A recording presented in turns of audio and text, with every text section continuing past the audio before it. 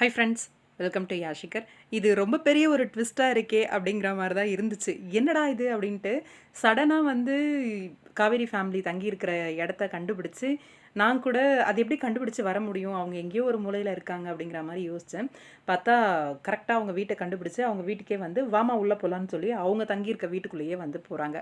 போய் அங்கே தான் தங்குவோம் அப்படின்னு அந்த ஃபேமிலி, அதாவது அவங்க சித்தி ஃபேமிலி பிரச்சனை கொடுக்குற மாதிரி உள்ளே போய் தங்கியிருக்காங்க.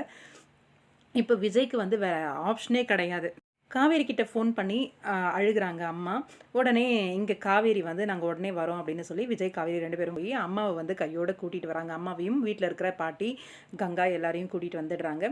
வந்த உடனே காரை விட்டு இறங்குறாங்க. பார்த்தா அந்த ஃபேமிலி இங்கேயும் நின்றுட்டுருக்கு.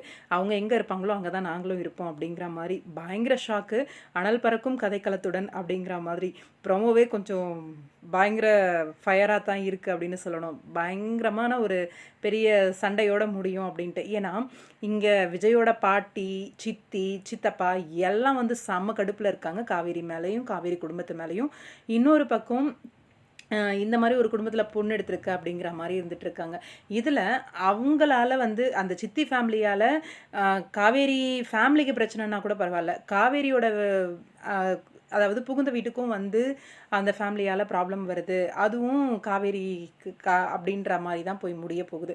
காவேரிக்கு இன்னும் என்னெல்லாம் பிரச்சனை வரப்போகுதோ, இந்த ஃபேமிலி போனதுக்கப்புறமா என்னெல்லாம் திட்ட போகிறாங்களோ அவங்க வீட்டில் அப்படின்ற மாதிரி ஒரு பக்கம் இருக்குது. ஒரு சின்ன கிளிப்பிங் போலீஸ் வண்டியும் இருந்துச்சு. இந்த டைம் போலீஸ் வருதா, இல்லை நெக்ஸ்ட் டைம் ஏதாவது பிரச்சனையில் போலீஸ் வருதா அப்படின்றது தெரியல.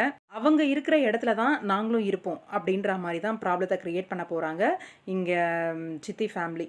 இந்த இடத்துல விஜய் தான் ஒரு முடிவு எடுக்கணும். என்ன எடுக்க போகிறாரு அப்படின்னு வெயிட் பண்ணி பார்ப்போம். உங்களோட கருத்துக்கள் இன்னைக்கு ப்ரமோவை பார்த்து கமெண்ட் பாக்ஸில் சொல்லுங்கள்.